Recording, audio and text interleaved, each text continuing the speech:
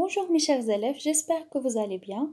On se retrouve aujourd'hui pour voir l'activité de production écrite de la séquence 3. Toujours période 6. Alors vous prenez votre manuel passerelle, page 167. Le titre de notre leçon d'aujourd'hui, les péripéties. Objectif, produire les péripéties de la nouvelle. Alors, avant de commencer notre leçon, qu'est-ce que ça veut dire les péripéties? Alors, les péripéties, c'est la troisième étape du schéma narratif. Alors, aussi les péripéties sont des rebondissements qui surgissent au cours d'une histoire dans une nouvelle policière. Alors, ils permettent de maintenir le suspense et de découvrir progressivement les indices et les pistes qui conduisent à la résolution de l'intrigue. C'est ce qu'on a déjà vu dans l'activité de lecture, page 151.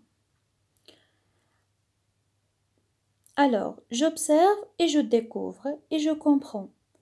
Après avoir rédigé la situation initiale et l'élément perturbateur de votre nouvelle, vous arrivez à la deuxième étape de votre projet où vous devez rédiger les péripéties.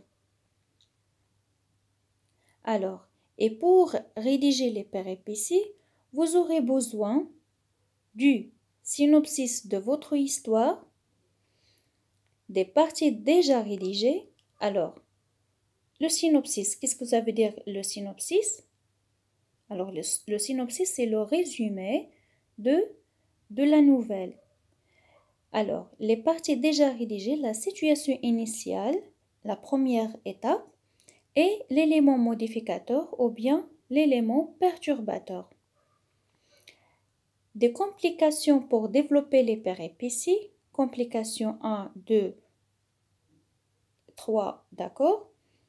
Des expressions de la cause et de la conséquence qu'on a déjà vu dans les leçons de langue et communication, du lexique du genre policier, on a déjà vu cette leçon aussi, des procédés de la narration et de la description, et des temps du récit, c'est-à-dire l'imparfait et le passé simple et leurs valeurs.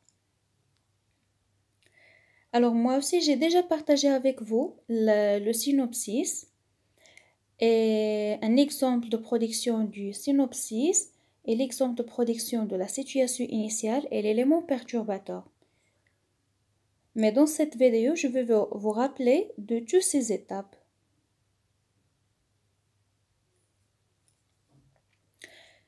Voilà, alors l'exemple de production du synopsis. L'inspecteur Schreiber prenait son café matinal tranquillement au restaurant La Fontaine. C'était une matinée ensoleillée et tranquille du mois d'août. Soudain, un bruit de chute du troisième étage. C'était Madame Nathalie Blanchard, une femme de fortune en conflit avec son mari. On a cru au début que c'était un suicide, mais à travers l'enquête, les fils conduisaient vers le suspect qui était intelligent, n'a laissé aucune trace derrière lui. Grâce à son talent, l'enquêteur a pu rassembler les preuves contre le criminel et le condamner à 25 ans de prison ferme. Alors c'est le résumé de la nouvelle policière. Alors maintenant, l'exemple de production de sa situation initiale et l'élément perturbateur. Alors pour sa situation initiale, l'inspecteur Schreiber avait l'habitude de prendre son café matinal au restaurant de La Fontaine avant d'aller au travail. Le restaurant était un bel édifice sous un immeuble de 15 étages. C'était 8 heures du matin. Il attendait un appel de l'adjoint El-Wafi. Il lisait tranquillement son journal. Alors pour son élément perturbateur, soudain, le bruit d'une chute du troisième étage, c'était Madame Blanchard. L'inspecteur mit ses gants de service, inspecta le corps de la victime qui était sec et maigre avec un visage pâle. Appela son ami. Allô, El Wafi, il semble que nous avons du travail aujourd'hui. Voilà. Alors, maintenant, on doit produire les péripéties de cette nouvelle policière, c'est-à-dire la troisième étape. Alors, voilà la suite, les péripéties. Le médecin légiste conclut que les empreintes sur l'épaule de Nathalie Blanchard revenaient à la bonne.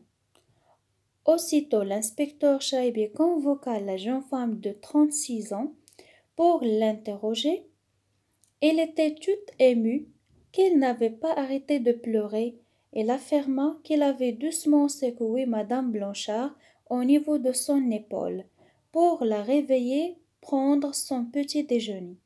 La bonne s'était excusée auprès de sa patronne parce qu'elle avait son fils malade à l'hôpital. Et monsieur Blanchard, je ne le vois pas. Où est-il? Demanda l'enquêteur Chaibi. On l'a convoqué ce matin, mais aucune trace de lui après le coup de téléphone, répondit l'adjoint El Wafi. Les deux policiers prirent la voiture et s'élancèrent vers l'adresse du suspect. Dès que M. Blanchard les vit, il accéléra à toute vitesse.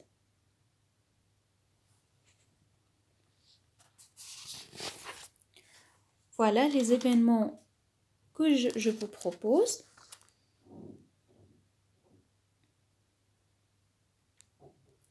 Alors vous aussi, vous essayez de produire les péripéties de votre nouvelle policière. Bon, voilà, j'espère que c'est clair pour vous. Alors c'est la dernière leçon de séquence 3. On va voir la fin de cette nouvelle dans la séquence 4, dans l'étape de dénouement. Alors merci pour votre attention. À la prochaine vidéo. Au revoir.